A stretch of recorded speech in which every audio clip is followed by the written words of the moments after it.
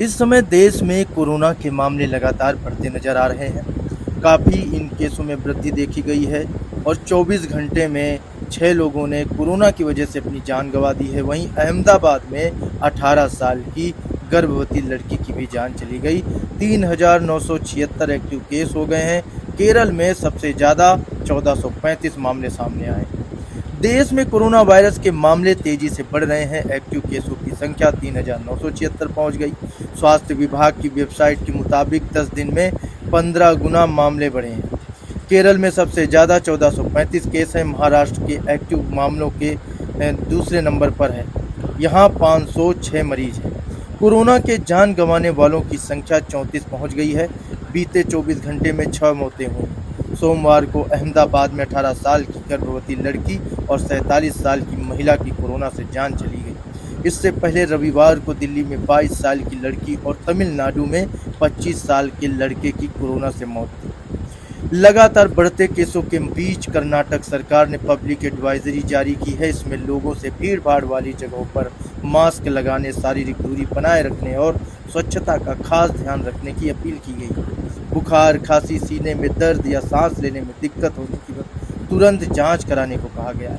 राज्य में 253 active case हैं। मौजूदा हालात की अगर बात करें तो उत्तर प्रदेश में 157, बिहार में 5, अरुणाचल प्रदेश में 3, मिजोरम में 2, पश्चिम बंगाल में 331, उड़ीसा में 12, झारखंड में 11, छत्तीसगढ़ 7, आंध्र प्रदेश 30, तेलंगाना 3, पांडुचेरी 38, तमिलनाडु 189, केरल 1435 सबसे ज़्यादा केस, कर्नाटक 253, गोवा 10, महाराष्ट्र 506 दूसरे नंबर पर, गुजरात 338, राजस्थान 69, दिल्ली 483, हरियाणा 28, पंजाब 6, जम्मू कश्मीर 9 केस अभी इस समय एक्टिव हैं। केंद्रीय स्वास्थ्य और आयुष राज्य मंत्री प्रताप राव जाधव ने कहा, स्वास्थ्य विभाग और आयुष मंत्रालय पूरी तरह से सतर्क है। सभी राज्यों के हालात पर नजर रख रहे हैं। हमने संबंधित सचिवों और मंत्रियों से बातचीत की है। उन्होंने आगे कहा कि पिछली कोविड लहरों के दौरान बने ऑक्सीजन प्लांट, आईसीयू बेड इत्यादि की समीक्षा भी हो चुकी है। किसी भी स्थिति से निपटने के लिए हम तैयार हैं। वहीं मिजोरम में 30 मई को 2 लोगों में कोविड-19 की पुष्टि हुई है। स्वास्थ्य विभाग के अधिकारियों ने बताया कि राज्य में इस तरह का आखिरी मामला सामने आने के 7 महीने बाद कोविड के केस मिले।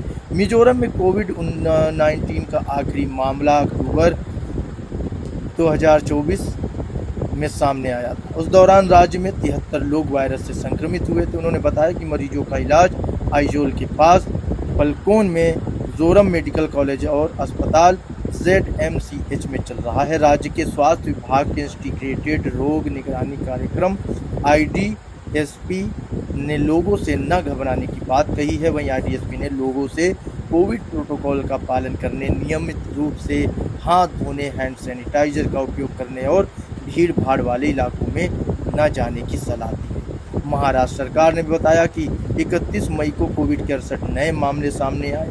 वहीं अगर रिपोर्ट्स की बात करें तो मुंबई में जनवरी 2025 से अब तक 411 केस मिले। जनवरी से अब तक राज्य में 10,324 कोविड-19 टेस्ट किए गए, जिसमें 681 कोविड पॉजिटिव निकले थे। इधर जम्मू कश्मीर में गुरुवार को कोविड-19 के 2 मामले सामने आए थे। दोनों मरीज केरल के रहने वाले हैं और श्रीनगर के गवर्नमेंट डेंटल कॉलेज में पढ़ाई कर रहे हैं। भारत में कई राज्यों में कोविड-19 के मामलों में बढ़ोतरी के बीच देश में 4 नए वेरिएंट मिले हैं।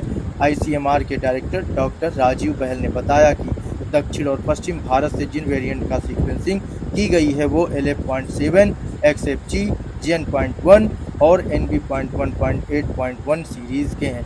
बाकी जगहों से नमूने लेकर सीक्वेंसिंग की जा रही है ताकि नए वेरिएंट की जांच की जा सके। मामले बहुत गंभीर नहीं हैं और लोगों को चिंता नहीं करनी चाहिए, बस सतर्क रहना चाहिए। वर्ल्ड हेल्थ ऑर्गेनाइजेशन WHO ने भी इन्हें चिंताजनक नहीं माना। हालांकि निगरानी में रखे गए वेरिएंट के रूप में कैटेगराइज किया गया है। चीन सहित एशिया के दूसरे देशों में कोविड के बढ़ते मामलों में यही वेरिएंट देखा जा रहा है।